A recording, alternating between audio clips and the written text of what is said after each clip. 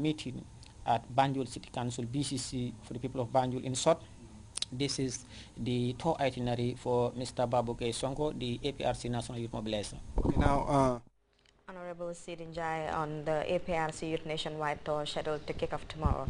We'll be back with more stories after this break. te képp ko xam ne mën nga ko war na la pour egg ca place bu sell ba di warugal ci sa borom képp kuy weddi war nga fàttaliku ne Allah suñu borom soxlut ndimbali kenn ci àdduna si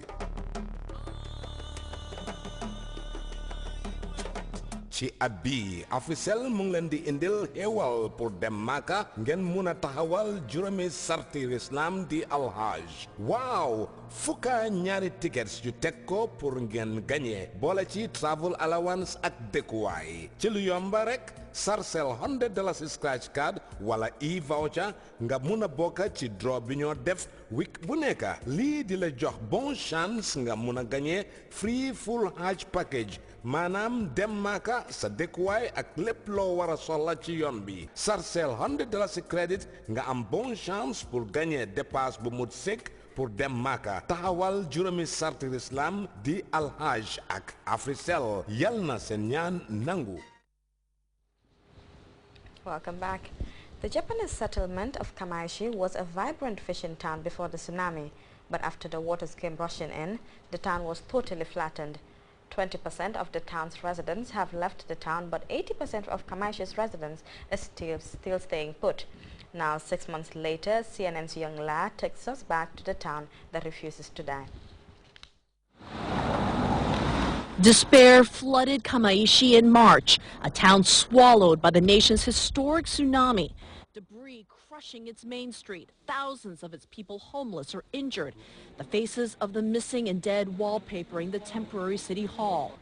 Against these seemingly unsurmountable challenges, Kamaishi city spokesman Daiji Murai told me his city would not die. Do you believe that Kamaishi will come back?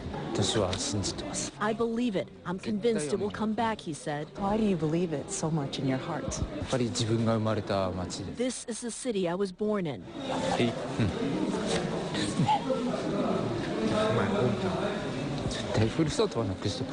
I don't want to lose my hometown. I want to see my city come back. Today, Daiji Murai is still working for his hometown and still carries the same determination. 6 months ago, you were determined. You said, this is my hometown. Kamaishi will come back. Do you believe Kamaishi is coming back? Kamaishi will come back, he says, and will become an even better city. That sort of spirit didn't exist before the tsunami. We all have a passion and we're all determined. He adds that only 2,000 residents have left Kamaishi. 37,000 people, about 80% of the residents, refuse to leave. When you look around, do you feel like the town is making progress? There are still many places in ruins, he says, but there are others, like here, where reconstruction has started. Wood boards are in place.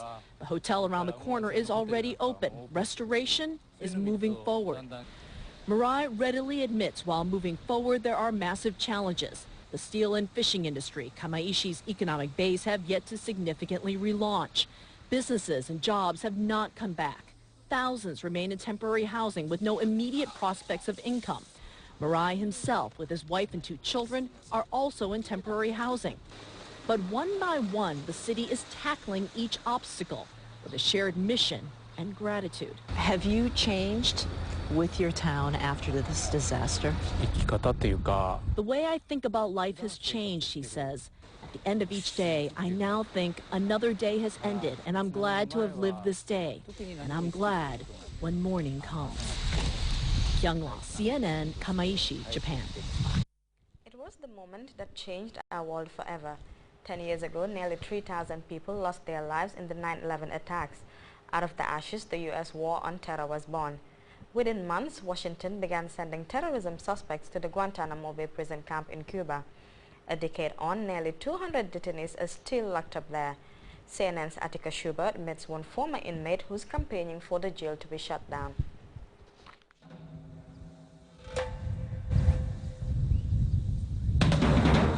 Guantanamo Bay detention camp in Cuba, known as Gitmo by its military abbreviation. The war in Afghanistan began a month after the 9/11 attacks. 3 months later, Gitmo was opened in January 2002. Many of the prisoners taken in battle were brought here. But by bringing them to Guantanamo, the U.S. made clear it did not consider them to be prisoners of war to be protected under the Geneva Convention. Instead, they were called enemy combatants. Mosem Beg of Britain was one of them. Captured in Pakistan, he says, for associating with the Taliban. He was handed to U.S. forces in Afghanistan, ultimately transferred to Guantanamo. The shackles and the sound of the shackles dragging against a metal floor, that sound is constantly in my head. Beg says he spent the first months in solitary confinement, undergoing endless interrogations. In 2005, he was released without charge. Since then, he has campaigned for Guantanamo to be closed, setting up the advocacy group Cage Prisoners. He has found some surprising allies in some of his former jailers. In 2009, he embarked on a speaking tour with former Guantanamo guards. I witnessed men stuck inside of cells that are approximately 5 feet by 8 feet all day long with nothing to hold on to, no real hope, nothing to even fight against, no charges to deny, no accusations to deny. Supporters of Guantanamo say that evidence gleaned from the interrogation of detainees eventually led to the killing of Osama bin Laden this year. But Beg says that's not enough to justify the existence of the sprawling prison camp. Remember, Guantanamo was set up immediately after 9/11 for the purposes of showing the world that we are catching the perpetrators and stopping any other attacks taking place. Out of the hundreds of people held in Guantanamo, not one person has ever convicted of anything to do with the reason why Guantanamo was set up, 9/11. And here we are at the anniversary, 10 years later, none the better. And he's still waiting for President Obama to deliver on his campaign promise to close the prison down. I think sometimes that the greatest trick Obama ever played was to tell people that Guantanamo was going to close. 2 days after becoming president in January 2009, Obama signed an executive order to close Gitmo in 1 year. Some prisoners have been released or transferred to other countries, but Gitmo is still open. Beg devotes much of his time now to getting those that remain in Guantanamo either released or charged and put on trial. 171 detainees remain there today. Atika Schubert, CNN, London. We'll be back after this break. Gis nga Diamond Properties ñoo indi xéewal yot nañ la bayil bu ma la waxe nga may tudde nit ay nit dina la ray de bi dina la ray xaral ma wax la wa baax gis nga ñi ma la tuddal ni fañ génnee raful pour joxe ketab lëmma ket goo xam ne dafa am 3 master bedroom amat kër ga fan la nekk mu nga Diamond Estate nekk all yundum déedéet kay ñaareeli pire bi xam nga lan la déedéet oto bu ñoo wax seri jeep 4x4 bu bees tàq yaa koy daaji si mbuus ñetteeli price gi waaw gars yi teg nañ juróomi ticket af Angleterre yoo xam ne boo amut visa wala bëgguloo dem Angleterre ñu yot la xaalis gi ñeneenteeli price ñaari junne juróomi téeméer af hangale ci ñaari téeméeri nit ñu gagné juróomeeli price gi junneb saakob maale ñu jox ko junneb nit ku ne benn saakob maalo génneel téeméer af hangale rek jënd ticket gi te xam nga lu ci gën a neexam boo jëndee ticket gi waaw ba pare waaw fañam time yoo xam ne fa ñoo nekk si télé gi di def panel discussion nit ñi di woote gi nga boo wootee bañ la na allo waaw gàññal neel allo rek salaaw ama Diamond Properties mooy bolom doole xamul ndànk. Welcome back. And before the end of the news, a recap of our stories making the headlines. Vice President Ajah Dr. Aissatou Njie Saidi and visiting Nigerian veterinarians have held talks bordering on the revitalization of veterinary services in the Gambia. National Assembly members have ratified a multi-million-dollar supplementary appropriation act authorizing additional payments from the Consolidated Revenue Fund. Residents of the Japanese fishing town of Kamaishi are staying put 6 months after the tsunami that devastated the once thriving settlement.